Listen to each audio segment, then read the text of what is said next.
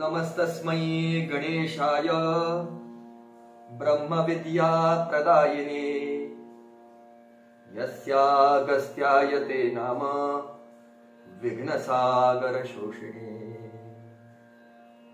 ज्ञानेन योगेन च कर्मणा च भक्त्या च सर्वस्व समर्पणेन आराधिताभ्यां श्रुतिमार्गदक्षैः नमो नमः श्री गुरुपादुकाभ्याम्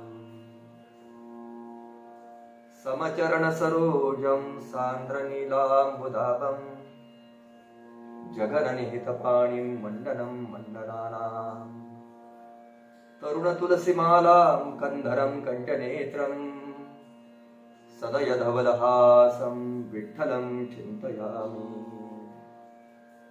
शुका सारिखे पूर्ण वैराग्य जाचे वसिष्ठा परिज्ञान योगेश्वराचे कवी वाल्मिका सारिखा मान्य ऐसा नमस्कार माझा सद्गुरु रामदासा।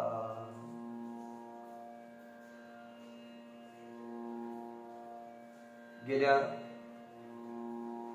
15-16 महिन्यापासून आपण नारद भक्ती सूत्राचा विचार करत होतो।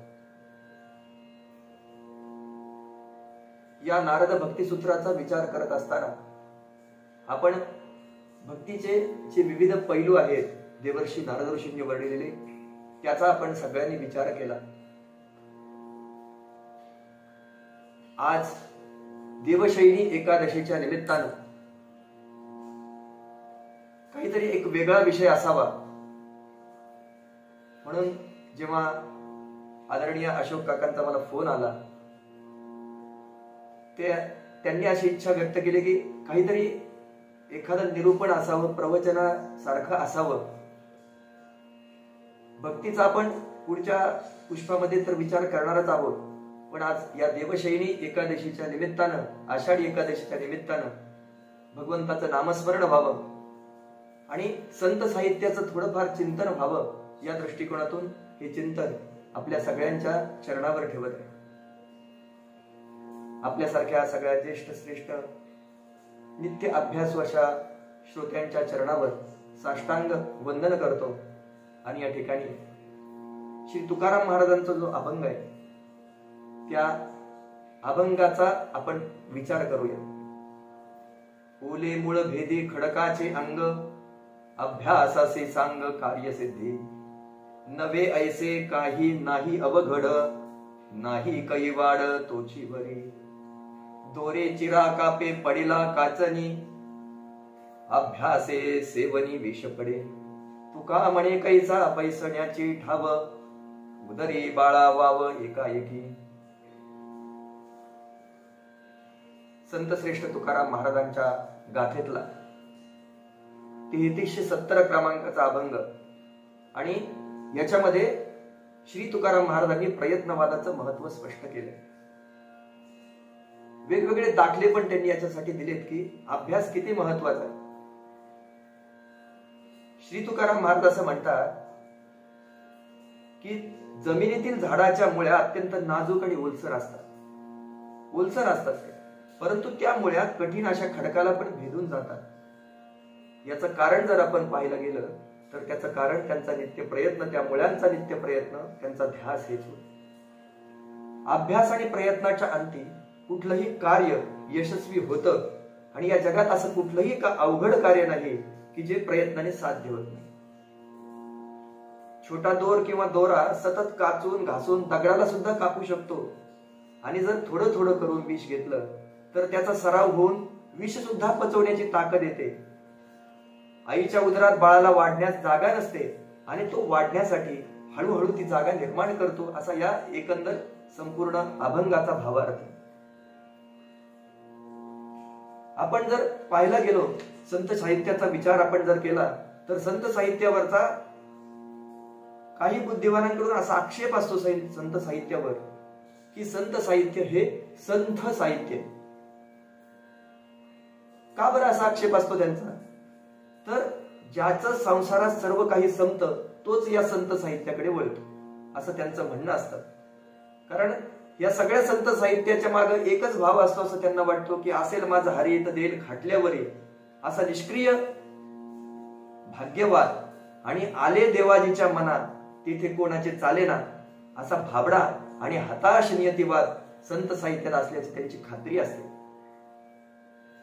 आणि म्हणून या सगळ्यांना जर उत्तर द्यायचं असेल, या सगळ्यांना जर सांगायचं असेल की नाही बाबा, संत साहित्यात फक्त भाग्यवादच सांगितलं नाही, फक्त जागेवर बसूनच सगळं हे करावं, ठेवी रे आनंदे तैसेची राहावी असं नाही सांगितलेलं नुसतं. त्याच्यात प्रयत्नवादाची पण स्तुती केलेली आहे, प्रयत्नवादाचा पण पुरस्कार केला गेलेला आहे. मग त्यावेळी श्री तुकाराम महाराजांचा असा जो अभंग आहे तो आपल्याला सगळ्यांसमोर ठेवण्यास खूप उपयुक्त आहे. कारण तथाकथित बुद्धिवंत जे असतात ते संत साहित्यातले 2-4 अभंग अशात अभ्यास करून आलेले असतात की जे प्रयत्नवादाचा पुरस्कार करणारे नसतात असं आपण म्हणणं चुकीचं आहे. तर संतांनी आपल्या शरीराला मनाला येणाऱ्या ज्या काही अवस्था आहेत त्या अवस्थांनुसार त्याचं वर्गीकरण केलेलं आहे. तरुणांसाठी प्रयत्नवादाचे अभंग असतील, तरुण वयामध्ये प्रयत्नवादाचे अभंग असतील, नंतर संसार कसा करावा याच्यासाठीचे अभंग असतील, नंतर वानप्रस्थ आश्रमामध्ये संसार हळूहळू कसा सोडावा याचं चिंतन केलेलं असेल, आणि सगळ्यात शेवटी संन्यास आश्रमामध्ये जाताना हे आपण सगळं कसं सोडलं पाहिजे याचा विचारही त्यांनी केलेला. म्हणून हे अभंग असे क्रमाने आपल्याला कधी या बुद्धिवंतांकडून सांगितले जाणार नाही, तर कुठले तरी असे अभंग ते निवडतात की ज्याचा उपयोग फक्त याच्यासाठी करतात की नाही संत साहित्यामध्ये ना फक्त भाग्यवाद सांगितलं एवढंच आपल्या मनावर ठसवण्यासाठी त्याचा उपयोग करतात.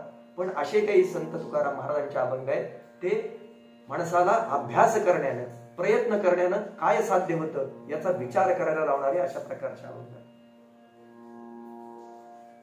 या जगामध्ये जीवन जगत असताना 2 प्रकारचे मार्ग आहेत. पहिला मार्ग आहे सन्मार्गाने जीवन जगणं आणि दुसरा मार्ग आहे असन्मार्गाने जीवन जगणं. असन्मार्ग कोणाला सांगावा लागतो का की अशा पद्धतीने जीवन जगा, असं वाईट वागा, अमुक करा, सांगावं लागत नाही. लोक आपोआप तो आत्मसात करतात. किंबहुना तो मार्ग सहजपणे माणसाला प्राप्त होतो, कारण 4 माणसांचं बघितल्यानंतर वाईट गोष्ट माणूस सहज शिकतो. आपल्या कर्तबगारीने आणि अभ्यासाने पुढे पुढे जाणं याला सन्मार्गावर चालणं असं म्हणता येईल. परीक्षेचे सगळे नियम पाळून अभ्यासानं निर्भेळ यश मिळवणारा खरा सन्मार्ग आहे. असं आपण जर परीक्षार्थींच्या दृष्टिकोनातून, विद्यार्थ्यांच्या दृष्टिकोनातून विचार केला तर सन्मार्ग कोणता? परीक्षेचे सगळे नियम पाळायचे, म्हणजे अभ्यास करून यायचा, शाळेमध्ये सांगितलेले सगळे ग्रहपाठ करायचे, हे जे सगळं सांगितलंय ते सगळे नियम पाळायचे, परीक्षेला जायचं, पाठांतर आणि आपल्या बुद्धिमत्तेच्या जोरावर हे सगळे परीक्षा पार करून जायची.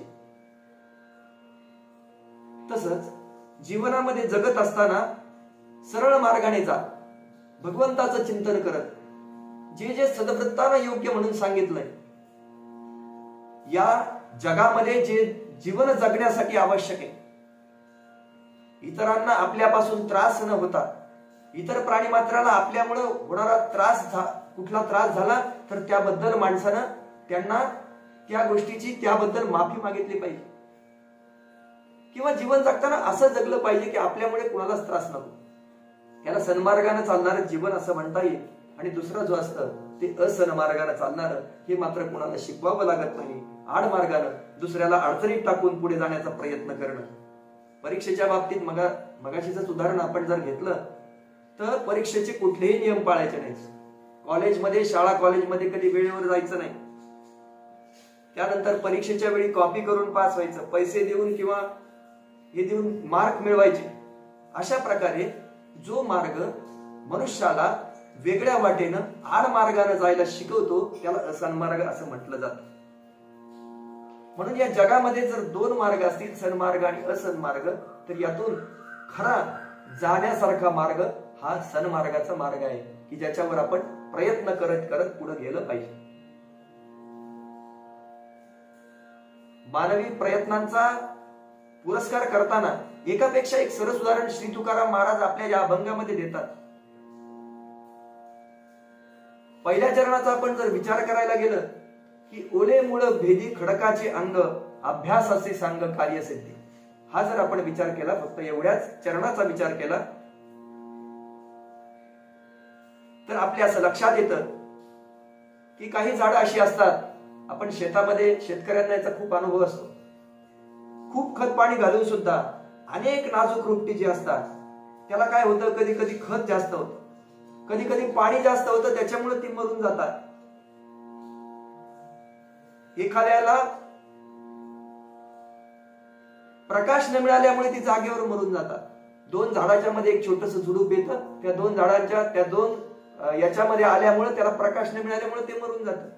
अशा वेगवेगळ्या मार्गाने ज्यासाठी मनुष्य प्रयत्न करतोय ते एखादं रोपट सहज त्याचा स्वतःचा कुठला प्रयत्न नसल्यामुळे त्या ठिकाणी मरून जात. याच्यामुळे दुसऱ्या बाजूने विचार केला, एखादं छोटस रोपट जे एखाद्या ओसाड माळ रानावर उगवलंय.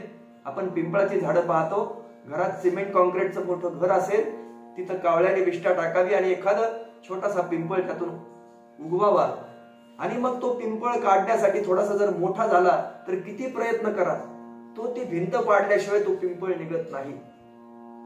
तसं माळ रानावर उगवलेलं एखादं छोटस रोपट की ज्याला पाण्याची मुबलकता नाहीये, ज्याला खत नाहीये, ज्याला सूर्यप्रकाश मिळेल का नाही हे सांगता येत नाही, पण त्याच्यामध्ये जगण्याची इतकी तीव्र इच्छा असते की ते प्रयत्नाने हळूहळू ते रोपट खडकाला भेटतं आणि आपल्या जगण्यासाठी, दुसऱ्याला हिरवीगार सावली देण्यासाठी त्या खडकातनं ते जीवन शोषून घेतं. हे जर आपण व्यावहारिक जीवनात लावलं की या कालप्रवाहामध्ये अशी लाखो माणसं या पृथ्वी तलावर निर्माण झाली, ती नामशेष झाली. लाखो माणसं निर्माण झाली, जन्माला आली आणि या जगाचा निरोप घेऊन गेली, पण त्यांचं नाव जगानं कधी घेतलं नाही. याचं कारण जर आपण शोधायला गेलो तर या कालप्रवाहामध्ये जे प्रयत्नवादाचा पुरस्कार करतात, सन्मार्गाने चालतात, त्यांची नावं कायम लक्षात राहतात. आपण सगळ्या संतांचा विचार केला, अगदी संत ज्ञानेश्वर माऊलींपासून संत श्रेष्ठ तुकाराम महाराजांपर्यंत सगळ्या संतांचा विचार केला,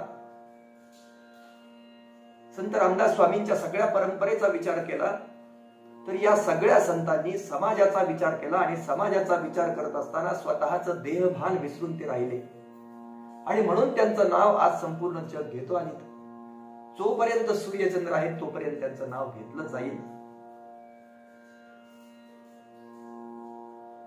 प्रयत्नवादाचा पुरस्कार न करता फक्त सोन्याचा चमचा घेऊन जन्माला येणारी आणि असन्मार्गाने जगणारी जी माणसं असतात त्यांना माणसं विसरून जातात, लक्षात राहत नाही. खूप श्रीमंत माणूस असू द्या,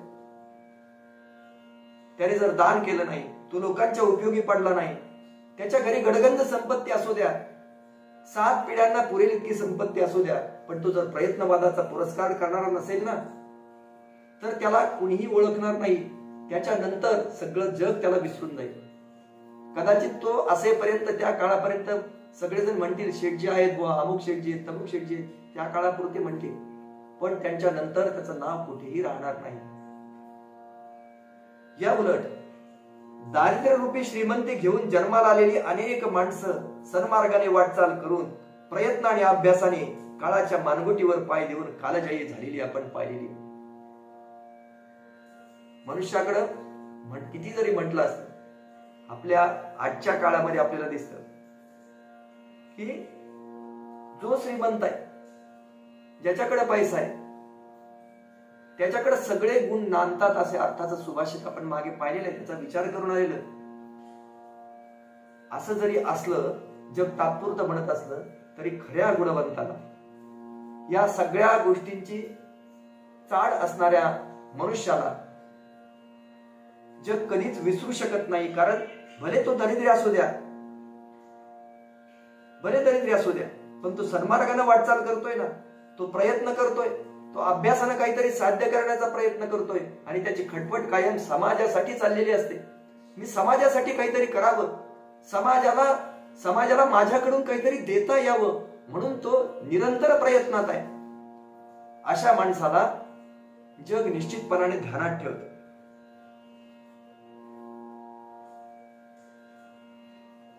आणि आपण ध्रुव बाळाच्या चरित्रात पाहिलेलं आहे, श्रीमद भागवतामध्ये मृत्यो मूर्ध्नी पदम दत्वा असं म्हटलेलं आहे.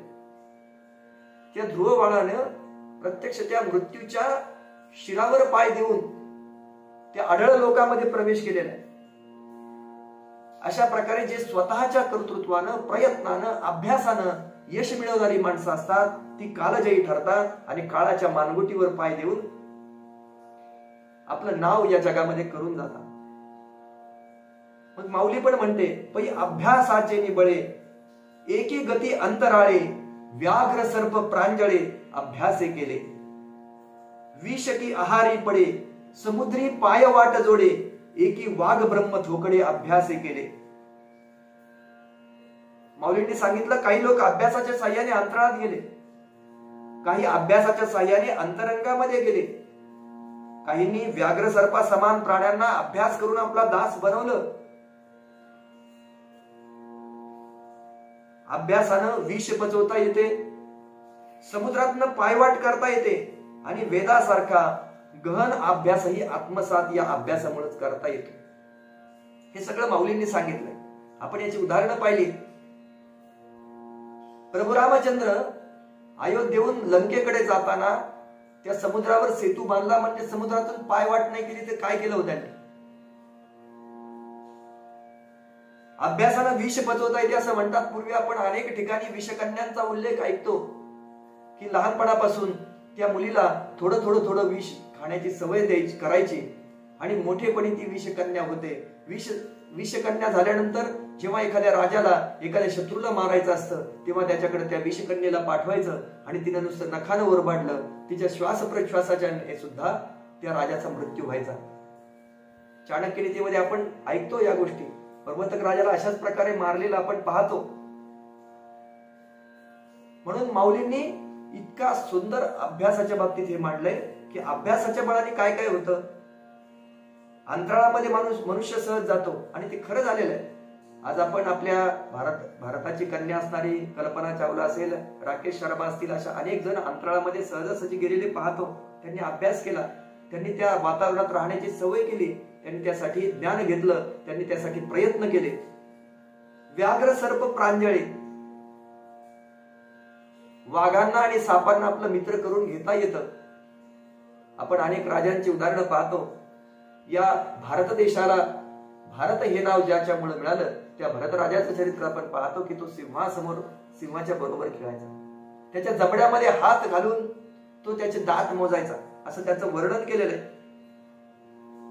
मग या सगळ्या गोष्टी अभ्यासाने सहज साध्य होतात असं माऊली पण वर्णन करतात.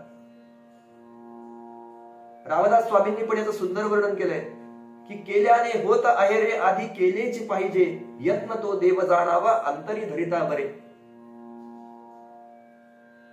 एखादी गोष्ट करायची ठरवली ना तर ती निश्चितपणाने होते. मग एखाद्याने ठरवलं गोष्ट करायची, ती अवघड वाटली, मध्ये सोडून दिलं, तो हीन प्रवृत्तीचा झाला. एखाद्याने वाटलं गोष्ट अमुक हे ध्येय करायचं, घर बांधायचं, ते केलं, मधल्यापर्यंत मध्यावर गेला, अडचणी आल्या, सोडून दिलं. आणि काही लोक असे असतात की एकदा का त्यांनी ठरवलं की आता घर बांधायचं तर ते केल्याशिवाय, पूर्ण केल्याशिवाय ते थांबत नाही. घर हा दृष्टांत झाला. कुठलंही असू द्या, आपल्या जीवनामध्ये एखादी अवघड गोष्ट असू द्या, ईश्वर प्राप्तीची गोष्ट असू द्या किंवा सद्गुरूंच्या प्राप्तीची इच्छा असू द्या, जोपर्यंत ती गोष्ट साध्य होणार नाही तोपर्यंत ते ती गोष्ट सोडणार नाही. हे उत्तम गुण लोकांचं लक्षण असतं. प्रारंभस्य अंतगमनम, एकदा सुरू केलेली गोष्ट शेवटाला न्यायची हे ज्यांनी ठरवलेलं असतं तो उत्तम गुणांचा अशा प्रकारचा असतो. आणि म्हणून फक्त आपल्या मनाचा निश्चय केला पाहिजे. म्हणून रामदास स्वामी काय म्हणतात की केल्याने होत आहे रे आधी केलेची पाहिजे. फक्त ठरवा, अमुक गोष्ट करायची ठरवा. एकदा ठरवलं की ही गोष्ट मला करायची, ती गोष्ट आपल्याकडनं निश्चितपणाने साध्य होणार. मग त्याच्यासाठी कशाला देव माना? यत्न तो देव माना अंतरी धरिता बरे. आणि मग ही गोष्ट करायची असेल तर त्याच्यासाठी फक्त प्रयत्न करत राहायचे, त्या दृष्टिकोनातून प्रयत्न करत राहायचे, याशिवाय दुसरा कुठला मार्ग नाही. आणि मग हे प्रयत्न करत असताना जर का आपण दुसऱ्यावर अवलंबून राहिलं तर जो दुसऱ्यावरील विश्वास आला त्याचा कार्यभाग बुडाला, जो आपणच कष्टत गेला तोची भला. श्री समर्थ असं सांगतात की हे करत असताना दुसऱ्यावर किती विश्वास ठेवायचा याचा विचार करू नका, तर तो स्वतः आपण केलं पाहिजे. आपल्याला जे करायचंय ते आपण स्वतः पुढे होऊन केलं पाहिजे. आपल्यासाठी या गोष्टी अत्यंत आवश्यक आहेत की जे करायचंय ते आपण स्वतः आपल्या प्रयत्नांनी करायचंय. त्यासाठी दुसऱ्याचं कुणाचं मार्गदर्शन मिळेल, अमुक माणसाने असं केलंय म्हणून त्याच्याकडे जाऊन विचारून येऊ, त्याला आपल्यामध्ये सहकार्य करून घेऊ, असं केलं तर कधीही ती गोष्ट साध्य होणार नाही. यासाठी नित्य दिला जाणारा एक दृष्टांत आपण नेहमी सगळेजण ऐकत आलेलो आहोत. आपण मागेही मला वाटतं नारद भक्ती सूत्रामध्ये याचा विचार केलाय की एका शेतामध्ये एक शेतकरी विचार करत असतो की उद्या माझ्या या तुकड्यामध्ये, शेताच्या तुकड्यामध्ये जी सगळी गवत वाढलंय, वेल आलेत वेगवेगळे, या सगळ्या गोष्टी काढून टाकायच्या. आणि तिथल्याच एका वेलावर असं म्हणतात की एका चिमणीचं घरटं असतं आणि ती शेतकऱ्यांचा ही सगळी गोष्ट ऐकते, तिची पिल्लं ऐकतात आणि ते आपल्या आईला आल्यावर सांगतात की आज तो शेतकरी आला आणि तो असं म्हणत होता की या सगळ्या गोष्टी केल्या पाहिजे. तर त्यांच्या आईने सांगितलं जाऊ दे, अजून त्यांचा निश्चय झालेला नाही, अजून नुसता विचार करतोय ना तो, त्याचा निश्चय तर झालेला नाही ना, अजून काही हरकत नाही आपल्याला इथे राहील. केल्याने होत आहे रे, आधी केलेची पाहिजे. हे जे समर्थांनी सांगितलंय की उद्या मला अमुक गोष्ट करायची, हा मनाचा निश्चय पक्का झाला पाहिजे. उद्या मला जी गोष्ट करायची त्यासाठी लागणारं साहित्य मी अगोदर आणून ठेवलं पाहिजे आणि ते साहित्य आणून ठेवलं असेल तरच माझा निश्चय झालाय असं लक्षात येतं त्यातून. या चिमणीच्या पेलाने जेव्हा चिमणीला सांगितलं की शेतकरी असा विचार करतोय की ही सगळी झालेली घाण, हे वेल सगळे काढून टाकायचे, तेव्हा ती चिमणी पण तोच विचार करते की जर याला उद्या हे काम करायचं असतं तर यांनी काहीतरी साहित्याची जमवाजमवी केली असते. आणि यांनी ज्या अर्थी कुठलं साहित्याच जमवाजमवी केली नाही त्या अर्थी त्याचा अजून नुसता विचार चालला.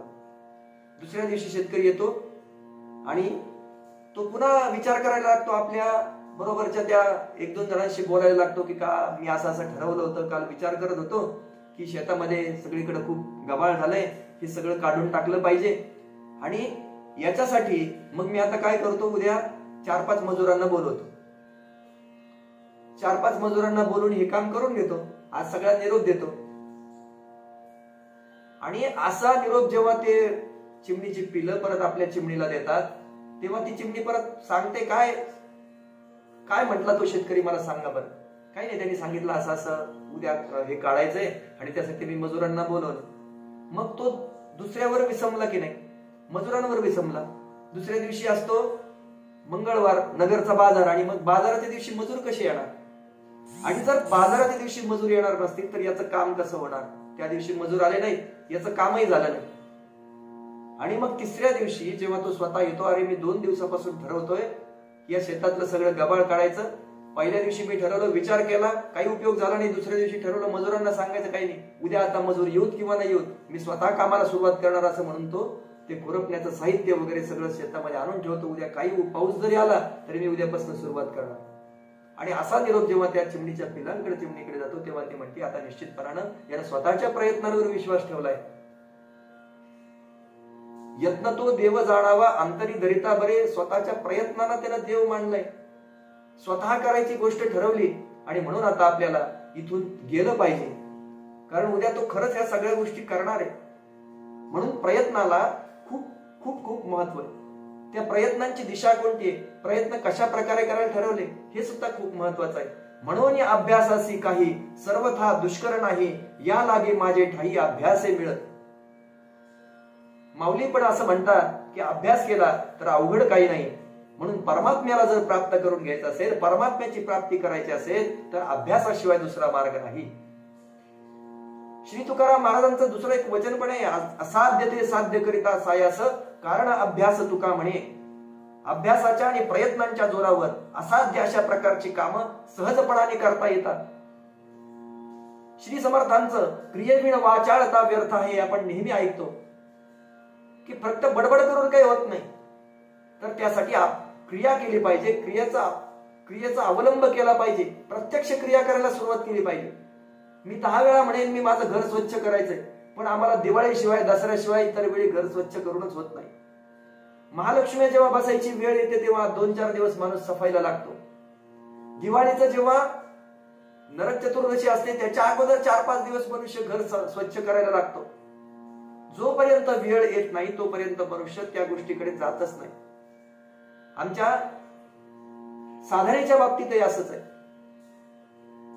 की तरुण विद्यार्थ्यांनी काय आत्ताच देवाच्या मार्गाला लागू नये, फक्त संध्याकाळी त्यांनी प्रार्थना म्हणावी.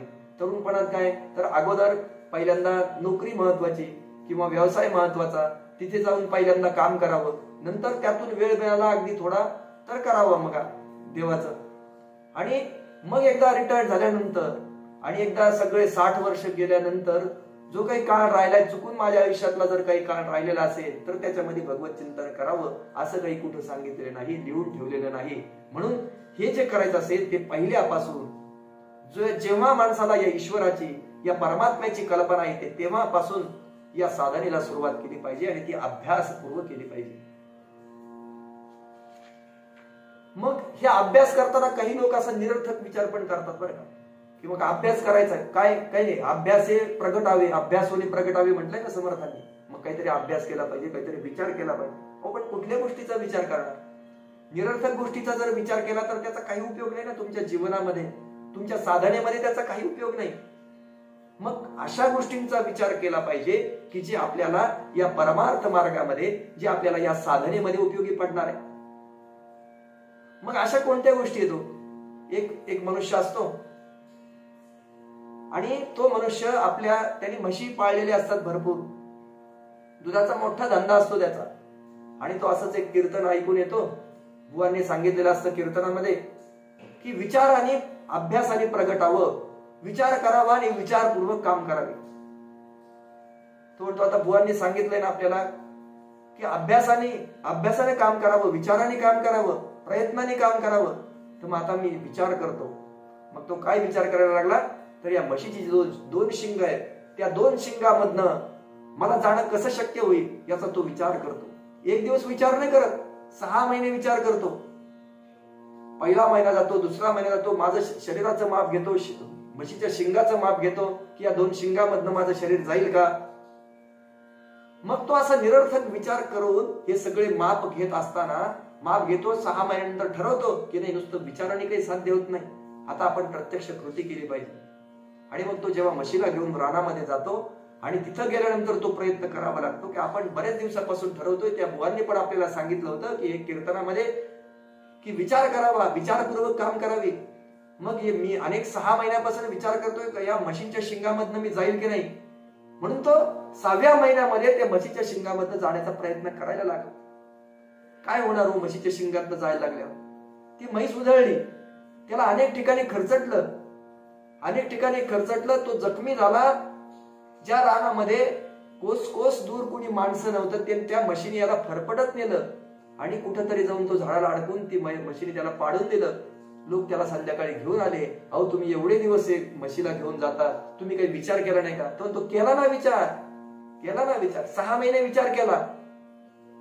मग तुम्ही सांगा, अशा जर गोष्टींचा विचार मनुष्याकडे, निरर्थक गोष्टींचा विचार होत असेल तर त्या अभ्यासाचा काय उपयोग? त्या विचाराचा उपयोग काय साधनेसाठी? मुळात मी विचार कशासाठी करावा, आपण विचार कशासाठी केला पाहिजे हे मनुष्याने ठरवलं पाहिजे. एखादं आपलं ध्येय ठरवताना, आपली साधना ठरवताना, त्याकडे जाण्याचा मार्ग कोणता हे ठरवताना तो विचार आपण निश्चितपणे करावा. पण असे निरर्थक विचार आमच्या मनामध्ये यायलाच नकोय. म्हणून या असल्या निरर्थक विचारांचा आपल्याला कुठलाही विचार होत नाही हे त्याला शिंगात बसण्यापूर्वी कळायला पाहिजे होतं. पण एकदा का तो त्या म्हशीच्या शिंगात बसला, त्याने वाईट विचार केला, तर शेवटी काय त्याची शिक्षा त्याला मिळाली. त्याचं शरीर खरचटलं गेलं, जखमी झाला. तसं अभ्यास आणि प्रयत्नानं जर एखादा चांगला विचार केला, साधनेचा विचार केला, एखाद्या मार्गामध्ये पुढे जाण्याचा विचार केला, तर त्या अभ्यास आणि साधनेच्या साह्याने त्याला निश्चितपणाने पुढे जाता येणारच आहे. म्हणून या अभंगामध्ये पुढच्या काही चरणांमध्ये श्री संत तुकाराम महाराजांनी काही दृष्टांत दिले. पहिला दृष्टांत त्यांनी दिला की दोरे चिरा कापे पाडीला काचणी, अभ्यासे सेवनी विष पडे. जो आपण आता त्यातला एक दृष्टांत पाहून आलोय, विषकन्येचा दृष्टांत पाहून आलेलो आहे. तसा श्री तुकाराम महाराजांनी ते दोरे चिरा कापे पडीला काचणी, त्यांनी दृष्टांत काय ठेवला की दोर किती असतो, छोटा असतो. दगड किती कठीण असतो आपल्याला माहिती. आपण दगडावर किती बुक्क्या मारल्या तर दगड तुटणार आहे का, किंवा दगडाला खड्डा पडणार आहे का? नाही पडणार. याच्या उलट जर एखादी वीट घेतली आणि विटेला आपण थोडेसे कराटे शिकलेलो असलो, कराटेचा क्लास केलेला असला, तर आपण त्या याला सहज तोडू शकू, पण दगड नाही तुटू शकणार.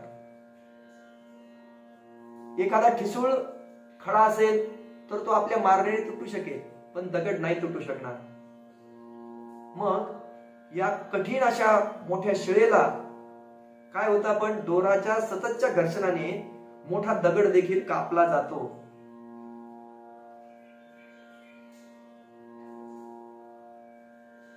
अगदी आपण अनेक ठिकाणी पाहिलेले आहे की जुन्या विहिरी ज्या असतात तिथं ते दोर सोडण्यासाठी रहाट नसेल तर पूर्वी एखादा दगड असायचा, तो गुळगुळीत दगडावरनं सोडायचा. दगडावरनं सोडल्यानंतर काही वर्षानं तो दोर घासून त्याला त्या ठिकाणी चिरा पडायची. म्हणजे इथनं पाणी काढायला जागा आहे समजण्याचं ते सगळ्यात सोपं साधन होतं. पण कुठल्याही गोष्टीला कार्यकारण भाव असतो. प्रयत्न करायचं कशापासून करायचं. आता म्हटलं जातं की प्रयत्ने वाळूचे कण रगडेता तेलही गळे. पण खरंच असं होईल का हो? किती प्रयत्न केले तरी वाळूच्या कणातनं आपल्याला तेल काढता येईल का? नाही. प्रयत्न अशा दिशेनं करायला पाहिजेत की ज्याच्यामध्ये ती गोष्ट उपस्थित आहे. तिळामधनं तेल काढायला गेलो तर एक वेळेस निघू शकेल, शेंगादाण्यातनं तेल काढायला गेलो तर ते निघू शकेल, कारण त्याच्यामध्ये तेलाचं कुठंतरी अस्तित्व आहे. या उलट वाळूमध्ये असं आहे का कुठंतरी तेल आहे? नाहीये. बस वाळूला कितीही रगडा, कितीही प्रयत्न करा, त्याच्यातून तेल नाही निघू शकणार. ती एक म्हण या अर्थी ठीक आहे. अगदी अवघड प्रयत्न असतील ते करून साध्य होणं, याचा भावार्थ जर आपण समजून घेतला नाही, त्याचा कार्यकारण भाव जर आपण समजून घेतला नाही, तर आपण किती प्रयत्न करू द्या ते साध्यच होणार नाही. प्रयत्न हे योग्य दिशेने असले पाहिजे.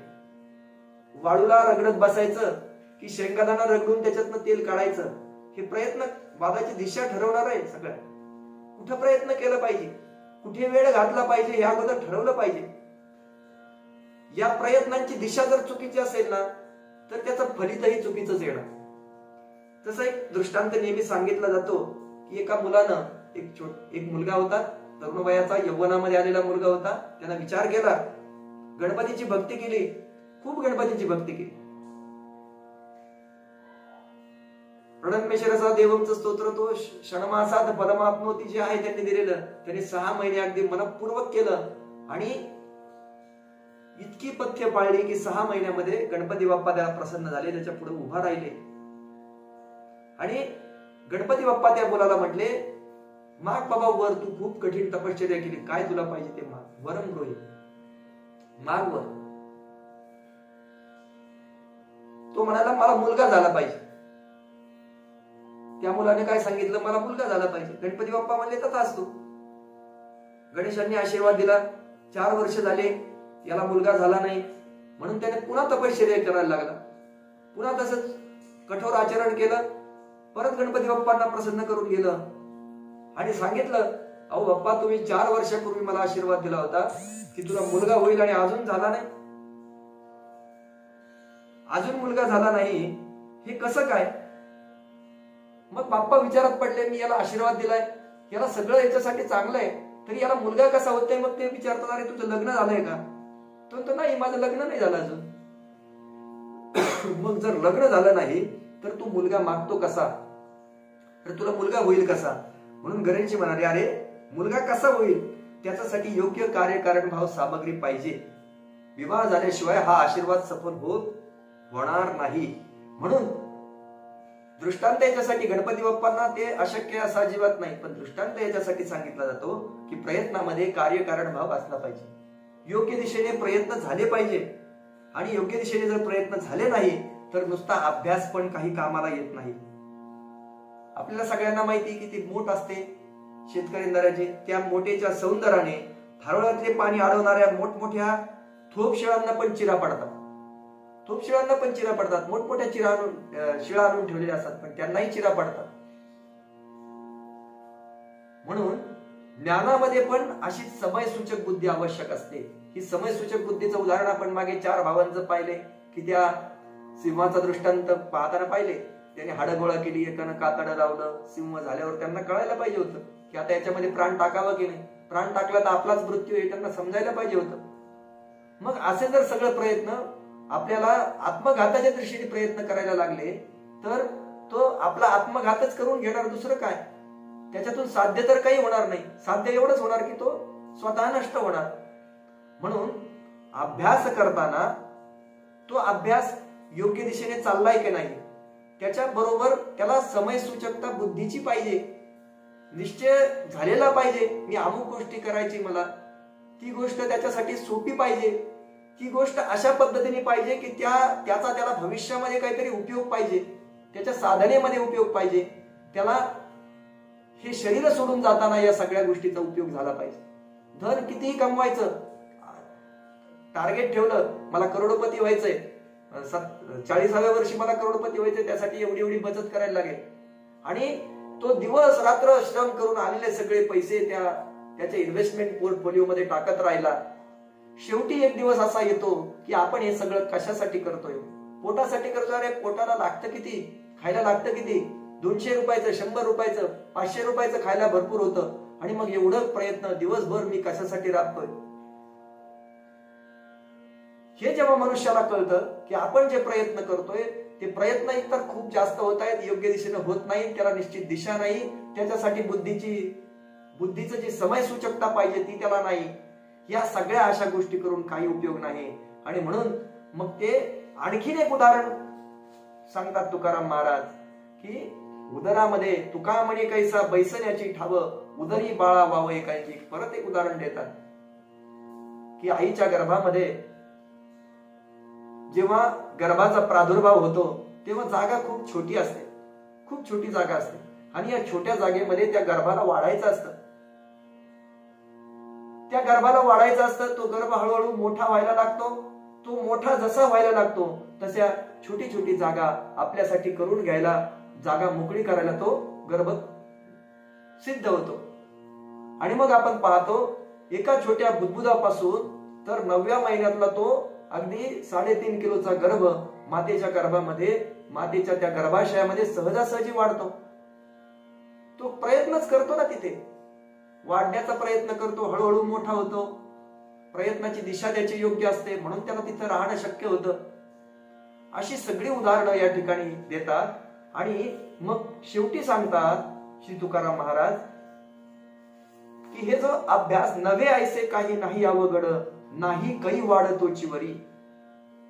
आपण प्रयत्न करत नाही तोपर्यंत नुसता अभ्यास कामाला येत नाही. आणि म्हणून सुभाषितकारांचं पण तेच सांगणं आहे की उद्यमेन हे सिद्ध्यन्ति कार्याणि न मनोरथैः नहि सुप्तस्य सिंहस्य प्रविशन्ति मुखे मुखम मृगाः. एखाद्या अरण्यामध्ये सिंह नुसता तोंड आ करून झोपलेला आहे.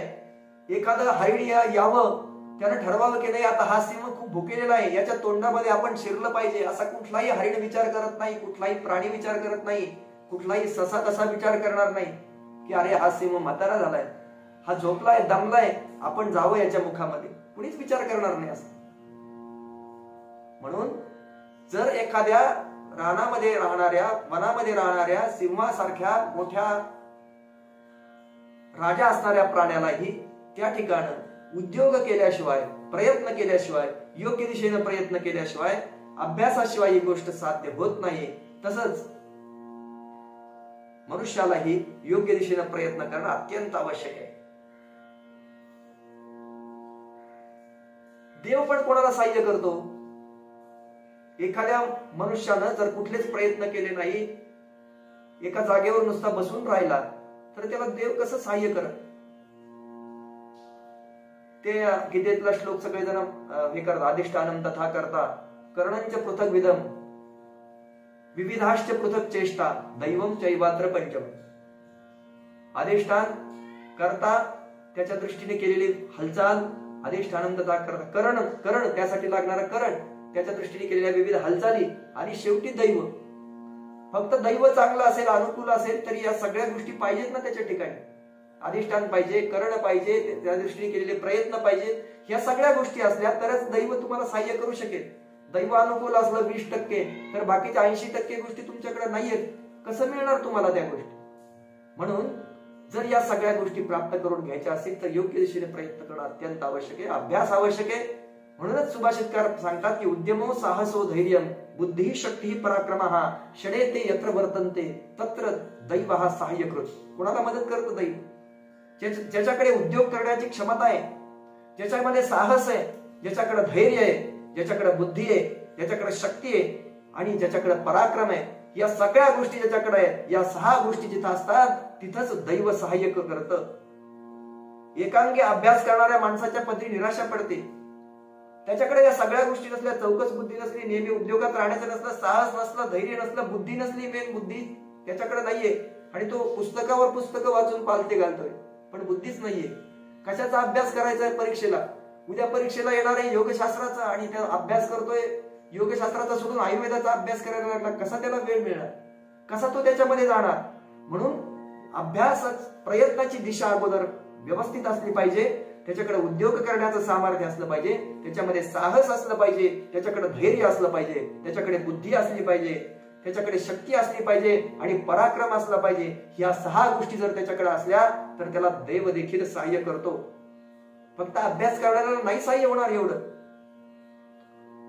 साध्य भौतिक असू द्या किंवा आध्यात्मिक असू द्या, ते गाडण्यासाठी अभ्यास महत्वाचा असतो. कोणतंही साध्य असू द्या, भौतिक जगातला असू द्या किंवा आध्यात्मिक जगातला असू द्या, ते गाठण्यासाठी अगोदर अभ्यासच करावा लागतो. आपण याच्यातलं उदाहरण एखादं घेतलं की एखाद्या मनुष्याला परीक्षेमध्ये चांगल्या मार्कानं यश मिळवायचंय, 100 पैकी 100 गुण मिळवायचे, तर त्यानं अभ्यास केला पाहिजे, त्या पुस्तकांचा चिंतन केलं पाहिजे त्याच्यावर. दुसरं याच्या उलट आपण आध्यात्मिक मार्गातली एखादी गोष्ट घेतली की सद्गुरूंची प्राप्ती करण्यासाठी खूप कष्ट सहन करावे लागतात, त्यासाठी वेगवेगळी साधना करावी लागेल, अनेक सत्पुरुषांच्या सहवासात जावं लागेल, त्या सगळ्यांची सेवा करावी लागेल आणि हे सगळं करत असताना तो स्वाध्याय रतही असला पाहिजे. आणि जेव्हा अशा सगळ्या गोष्टी अनुकूल असतील तेव्हा एखादे गुरु आपोआप त्याच्याकडे येतील आणि त्याला गुरुमंत्र देऊन जातील, त्याला अभ्यासाची दिशा दाखवतील. म्हणून कुठली पण असू द्या, भौतिक असू द्या किंवा आध्यात्मिक असू द्या, त्याच्यामध्ये त्याला ते गाठण्यासाठी अभ्यास महत्वाचा आहे. जसं आपण अगोदरच्या दृष्टांतामध्ये पाहिलं की विष कमी मात्रेत रोज घेतल्यानंतर ते पचनी पडायला लागतं. पचनी पडायला लागतं. विषकन्येसारखं एक मोठं असं शस्त्र तयार होतं की ज्याने किती मोठा अवघड शत्रू असला तरी तो सहजपणाने मारला जायचा. त्यावेळेस पाण्याची धार जर अखंडितपणे एखाद्या मोठ्या चिऱ्यावर पडत राहिली, खूप कितीही मोठी शिळा असू द्या, आणि येणाऱ्या धबधब्यातून तिचा एक अखंडित प्रवाह असा त्या शिळेवर पडतोय असं असलं तर ती शिळा काही दिवसांनी फुटणारच, काही कालावधीनंतर ती फुटणारच. म्हणून तुकाराम महाराजांनी हे सांगितलं की माणसाच्या जीवनामध्ये प्रयत्न असले पाहिजे, अभ्यास असला पाहिजे. ते प्रयत्न अगदी थोडे काल असून चालणार नाही. ते प्रयत्न दीर्घकाल, निरंतर आणि आदरपूर्वक त्या प्रयत्नांचं आचरण झालेलं असलं पाहिजे. 4 दिवस अभ्यास केलाय, 4 दिवस साधना केली, 2-3 वर्ष माळांचा जप केलाय आणि एवढा मी जप केला 2-3 वर्ष, पण माझ्या जीवनामध्ये एवढी संकट आली, काही उपयोग नाही देवाचं करण्याचा, असं म्हणून आम्ही हे सगळं देवाचं करण्याची साधना सोडून देत असतो. पण हे लक्षात घेतलं पाहिजे की कुठल्याही गोष्टीचा अभ्यास करताना तो निरंतर सत्कार सेवितो, म्हणजे सत्कार मान सेवितो दृढभूमी, तो अशा प्रकारचा असला पाहिजे की तो आदराने अनेक वर्ष निरंतरतेने केला गेला पाहिजे. त्याच्यामध्ये कुठलाही खंड पडता कामा नाही. कितीही संकट येऊ द्या, कितीही दुःख येऊ द्या, कितीही सुख येऊ द्या, सुखामुळं दुःखेषु अनुद्विग्न मनः सुखेषु विगत स्पृहः वीतराग भयक्रोधः स्थितधीर मुनिरुच्यते. जेव्हा मनुष्याची स्थितप्रज्ञ अवस्थेला तो पोहोचेल, मुनीसारखी त्याची अवस्था होईल. अवघड आहे. मुनीसारखी अवस्था होणं, साधूसारखी अवस्था होणं खूप अवघड आहे. पण प्रयत्नानं या गोष्टी निश्चितपणानं साध्य करता येतात. सद्गुरूंच्या मार्गदर्शनाखाली योग्य त्या दिशेने अभ्यास केला गेला. त्यांच्या कृपेनं आमच्या बुद्धीमध्ये विवेक ख्यातीचा उदय झाला, तर हा संसार सागर तरुण जाणं सोपं असतं. म्हणून श्री तुकाराम महाराज म्हणतात की कोणत्याही कामाचं फळ, कोणत्याही कार्याचं फळ आपल्या हाती येण्यासाठी अभ्यास खूप महत्वाचा असतो. श्री तुकाराम महाराज या अभंगामध्ये अभ्यासाशी संग कार्यसिद्धी असं सांगतात. आणि अभ्यास म्हणजे अंगेन सहितम सांगम. सांग अभ्यास म्हणजे परिपूर्ण अशा प्रकारचा अभ्यास. याचाही आपण पूर्ण चिंतन केलं की नुसता प्रयत्न करतोय, नुसता विचार करतोय, पण कुठल्या दृष्टिकोनातून तो विचार करतोय त्या प्रयत्नांना दिशा नाही, त्याला बुद्धीची साथ नाही. अशा प्रयत्नांचाही काही उपयोग नाही. तो अभ्यास कसा असला पाहिजे? सांगम, अंगेन सहितम सांगम. सांग असा अभ्यास असला पाहिजे, परिपूर्ण अशा प्रकारचा अभ्यास असला पाहिजे. साधना कुठली करायची? मी ज्या कुलामध्ये जन्माला आलो त्या कुलामध्ये असणारी कुलदेवता कोणती, त्या कुलदेवतेचं माझ्याकडनं त्या कुलदेवतेचं सेवा झाली पाहिजे, सद्गुरूंची सेवा झाली पाहिजे. त्यासाठी जाण्याचा मार्ग कोणता ते सद्गुरूंकडून मी समजून घेतलं पाहिजे. कदाचित त्यांच्याकडून कितीही सेवा करून त्यांच्याकडून ते येत नसेल, पण मी त्यांच्याकडे जाऊन त्यांची सेवा करून प्रयत्नपूर्वक त्याचा मार्ग शोधून काढीन अशी चिंता आमच्या ठिकाणी असली पाहिजे. आणि असा जर सर्वांग परिपूर्णतेने अभ्यास असेल तरच तो कार्यसिद्धीला नेतो. आत्मा काय, परमात्मा काय, तो जडीस्थळी भरलेला आहे. त्याचा नीटनेटका अभ्यास केला की तोच परमात्मा श्री पांडुरंगाचा अभ्यास होतो. आज या देवशयनी एकादशीच्या निमित्तानं आपण सगळ्या जणांनी त्या परमात्मा, परब्रह्म, आनंदकंद पांडुरंगापर्यंत पोहोचण्यासाठी अशा प्रकारचा अभ्यास केला पाहिजे की जो अभ्यास आम्हाला सद्गुरूंच्या कडे तर नेईलच, पण सद्गुरूंची सेवा करून आम्हाला तो योग्य मार्ग दाखवणारा सद्गुरू अशा प्रकारचा लाभून आम्ही त्या मार्गावर निरंतर चालत न कंटाळता त्या मार्गाचं अनुसरण करीत करीत आमच्या जीवनामध्ये जर तो अभ्यास उतरवला तर निश्चितपणाने आम्हाला ती साधना सफल झाल्याशिवाय राहणार नाही. या एकादशीचा उद्देशच तसा आहे. एकादशी म्हणजे सगळ्यांना आपण सगळेजण जाणते आहात, आपल्या सगळ्यांना माहिती आहे की ते 11 इंद्रिय आहेत. 5 ज्ञानेंद्रिय, 5 कर्मेंद्रिय आणि मन. या 11 इंद्रियांना त्यांच्या विषयापासून परावृत्त करणं ही खऱ्या अर्थानं एकादशी. एकादशीच्या दिवशी मनाचा निग्रह केला पाहिजे. मनाला अशा काही याच्यामध्ये बसवलं पाहिजे की ते मन चंचल न होता त्या दिवशी स्थिर राहिलं पाहिजे, भगवंताच्या नित्य अनुसंधानामध्ये राहिलं पाहिजे एक दिवस. तर याची सवय आमच्या या शरीराला लागावी म्हणून आम्ही एकादशीचा उपवास करत असतो.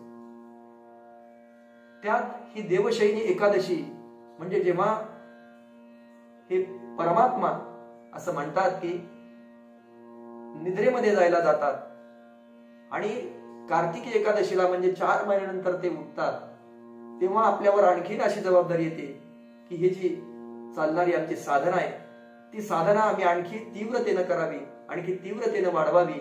यासाठी आम्हाला काही व्रत या ठिकाणी सांभाळावी लागतात. ते व्रत सुरू करण्याचा दिवसही हा आषाढी एकादशीचा दिवस असतो. आम्हाला काही व्रत करायची, एकभुक्त राहायचंय, एखादं व्रत असं करायचंय की कशासाठी करायचं? वैज्ञानिक आधार आमच्या सगळ्यांनी सांगितलेला आहे. वैज्ञानिक आधार आज आपण शोधून काढत आहोत. आमच्या प्रत्येक कृतीमागे, आमच्या पूर्वजांनी सांगितलेल्या प्रत्येक कृतीमागे काहीतरी वैज्ञानिक अभ्यास निश्चितपणानं आहे. कदाचित आम्हाला तो आज कळणार नाही, आणखी काही वर्षानंतर कोणीतरी शोधून काढेल, मग आम्ही सांगू. पण निश्चितपणाने प्रत्येक गोष्टी मागे असं काहीतरी विज्ञान आहे की ज्याच्यामुळे आम्हाला ती करण्याची प्रेरणा आमच्या पूर्वजांनी दिली. एकभुक्त कशासाठी राहायचं? आपल्या सगळ्यांना माहिती, पावसाळ्याचे दिवस असतात. पावसाळ्याच्या दिवसामध्ये शरीरातला आमच्या जठरामधला अग्नी बंद झालेला असतो आणि तो मग या सगळ्या गोष्टींचं पचन करायला समर्थ नसतो. मग अशा वेळी हलकं अन्न, एकभुक्त राहणं, नक्त भोजन करणं, हविष्यान्नाचं ग्रहण करणं, अशी छोटी छोटी व्रत केली जातात की ज्याच्यामुळे आमच्या शरीरातला अग्नी प्रदीप्त राहील. आणि मग हा अग्नी चांगला प्रदीप्त असला, आमचं चांगलं अन्नाचं चांगलं पचन झालं तर आमच्या शरीरामध्ये उत्साह राहील आणि त्या उत्साहाच्या जोरावर आम्ही या 4 महिन्यामध्ये येणारी जी व्रतवैकल्य आहे ती व्रतवैकल्य अधिक उत्साहानं आणि निरंतरपणाने करू. आणि यासाठी भगवंत जरी निद्रा घेण्यासाठी गेले तर आमच्यावरती जबाबदारी ठेवून गेले की आम्हाला जागृत राहून अशा प्रकारची कर्म करायची की ज्या योगे भगवंत प्रसन्न होते, ज्या योगे भगवंत त्या देवउठी एकादशीला किंवा कार्तिकी एकादशीला उठतील, त्यांच्या निद्रेतून जागृत होतील, पण त्यांच्या अंतःकरणातून त्यांनी आम्हाला पाहिलेलं असेल की नाही या साधकानं आता या 4 महिन्यामध्ये खूप चांगल्या पद्धतीने साधना केली. यासाठी आम्हाला हा चातुर्मासाचा काळ, चातुर्मासाचा सुरुवातीचा काळ अत्यंत अभ्यासासाठी आवश्यक आहे. जसं आपण एकादशीचं व्रत असतं, यामध्ये येणारे नक्त भोजनादी व्रत आम्ही करतो, एकभुक्ताची व्रत जे करतो, त्याप्रमाणे आपण असाही व्रत घेतलं पाहिजे की नाही या 4 महिन्यामध्ये मी समर्थ रामदास स्वामींचा दासबोधातली अमुक हे जे सगळे समास आहेत त्या समासांचा मी अभ्यास करेन. रोज 2 समास मी वाचेन. दर एकादशीला एका दशकाचं पूर्ण वाचन करेन आणि हे आत्मसात करून मी माझ्या मनामध्ये उतरवेन. असंही व्रत घ्यायला हरकत नाही. ज्ञानेश्वरीचं पारायण करेल, तुकाराम गाथेचं पारायण करेल, त्या अभंगाप्रमाणे जगण्याचा मी प्रयत्न करेन. फक्त ते पारायण आणि पाठांतर करून मी थांबणार नाही, तर तो अभंग श्री तुकाराम महाराजांनी ज्याच्यासाठी सांगितला ती ओवी किंवा ती ओवी श्री ज्ञानेश्वर महाराजांनी आम्हाला ज्यासाठी सांगितली किंवा तो समास श्री समर्थांनी आम्हाला ज्यासाठी सांगितला त्यासाठी त्या आमच्या जीवनामध्ये ती गोष्ट उतरावी म्हणून आम्ही तो समास त्या पद्धतीने जगून दाखवू. अशा प्रकारचा जर अभ्यास आम्ही केला तर निश्चितपणानं आमच्या साधनेला बळ मिळाल्याशिवाय राहणार नाही. या एकंदर संपूर्ण अभंगाचं जर आपण तात्पर्य पाहिलं तर या अभंगामध्ये अभ्यास या गोष्टीवर लक्ष केंद्रित केलेलं असलं श्री तुकाराम महाराजांनी तरी तो अभ्यास त्याला दिशा असली पाहिजे, त्या अभ्यासामध्ये निरंतरता असली पाहिजे, त्या अभ्यासाच्या जोडीला बुद्धीचं कौशल्य पाहिजे आणि तो अभ्यास कुठल्याही प्रकारे कंटाळवाणा न होता परमेश्वराशी नित्य अनुसंधानात ठेवणारा अशा प्रकारचा असला पाहिजे. आणि असा जर अभ्यास असेल तर तो अभ्यास असे सांग कार्यसिद्धी, तर त्या अभ्यासाने निश्चितपणाने कार्यसिद्धी होणार हे त्यांचा सिद्धांत या ठिकाणी त्यांनी शेवटी स्पष्ट करून सांगितलं. मनुष्य जीवनामध्ये केला जाणारा अभ्यास जसा त्याच्या इहलोकामध्ये उपयोगी असतो तसा त्याच्या पारलौकिक जीवनामध्ये तो निश्चितपणाने उपयोगी ठरावा. यासाठी अभ्यास हा केवळ या भौतिक जीवनाचा विचार करणारा नसावा, तर तो आपल्या मृत्यूनंतरच्याही जीवनाचा विचार करणारा असावा.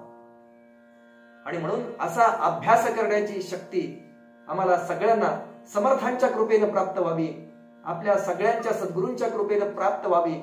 यासाठी आपण सगळेजण या चातुर्मासाच्या निमित्तानं, या देवशयनी एकादशीच्या निमित्तानं अभ्यासामध्ये नित्यरत राहून साधनेमध्ये आवश्यक ती उंची गाठण्यासाठी आपण सगळेजण प्रयत्न करू असा निश्चय करून आज झालेली सेवा या भगवंताच्या चरणी, आपल्या सगळ्या ज्येष्ठ श्रेष्ठांच्या चरणी या ठिकाणी समर्पित करतो. कायेन वाचा मनसेंद्रियर्वा बुद्ध्यात्मना वा प्रकृती स्वभावा करोमि यद्यत् सकलं परस्मै नारायणायेति समर्पयामि. जय जय रघुवीर समर्थ. जय जय रघुवीर समर्थ. वैद्यजी नमस्कार. नमस्कार. आज महाएकादशीच्या निमित्ताने एक वेगळं चिंतन आपण खूप छान सांगितलं की त्याचं तात्पर्य अभ्यास आणि प्रयत्न हे दोन माणसांना अतिशय आवश्यक आहेत आणि त्याची विविध उदाहरणं आपण तुकाराम महाराजांच्या अभंगाच्या मदतीने निरूपण केलेलं आहे. जवळजवळ 16 महिने आपण नारद भक्ती सूत्रावर बोलत आहात. त्याचाही आम्हाला खूप उपयोग झालेला आहे. नारद भक्ती सूत्र सुद्धा विचारांना खूप चालना देणारे आहे, आत्मविश्वास वाढवणारे आहेत. आपण तेही उत्तम सांगितलं आणि आज एकादशीच्या निमित्ताने आपण समर्थांचा प्रयत्नवाद हा विषय केलेला आहे. मुळ्या ओलसर असतात झाडाच्या, तर त्या खडकालाही फोडतात, कारण प्रयत्न. खूप छान. प्रयत्न व अभ्यास या दोन गोष्टीने आयुष्यात सर्व प्राप्त होते. संत साहित्य हे संत साहित्य आहे असा आक्षेप काही लोक घेतात, परंतु तसं नाही. तर खरं संतांची दृष्टी वेगळीच असते. मग आपण त्याप्रमाणे सांगितलं की तरुणपणी प्रयत्न हवे, त्याच्यानंतर संन्यासी याच्यामध्ये सन्मार्ग घ्यायला, प्रपंचामध्ये समस्यांच्या सोडवण्याचा विचार. संन्यासी अवस्थेमध्ये एक वेगळी अवस्था असते. मग आपण दोन मार्ग सांगितले, एक सन्मार्ग आणि एक असन्मार्ग, संग आणि कुसंग. असं जे हे दोन आहेत की असंगाने सर्व काही आपोआप मिळतं, त्याला काही प्रयत्न करावा लागत नाही. वैद्यजी मी थोडस याच्यात थोडं भर घालतो की आमच्या दादांनी असं एकदा सांगितलं होतं, दादा म्हणजे पांडुरंग शास्त्री आठवले, की टीबी झालेल्या शेजारी बसलो तर टीबी लगेच होईल, पण पैलवाना शेजारी बसलो की लगेच पैलवान होणार नाही. बरोबर. कुसंग लगेच जडेच. असन्मार्गावर माणूस सहज जाईल, पण सन्मार्गावर मात्र त्याला अभ्यास आणि प्रयत्न याची जोड द्यावी लागेल. तेव्हा त्या दृष्टीने आपण खूप छान सांगितलं. परीक्षेचं उदाहरण दिलं की परीक्षेचे नियम हे पाळलेच पाहिजे, अभ्यास करायला पाहिजे. आणि प्रौढावस्थेमध्ये भगवत चिंतन हे एक अतिशय आवश्यक आहे. हेही अभ्यास आणि प्रयत्नाने साध्य होते. परपीडा सन्मार्गावर जावं,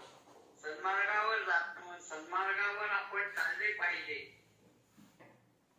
खूप खत पाणी घातलं शेताला त्याचा काही उपयोग नाही, प्रमाणात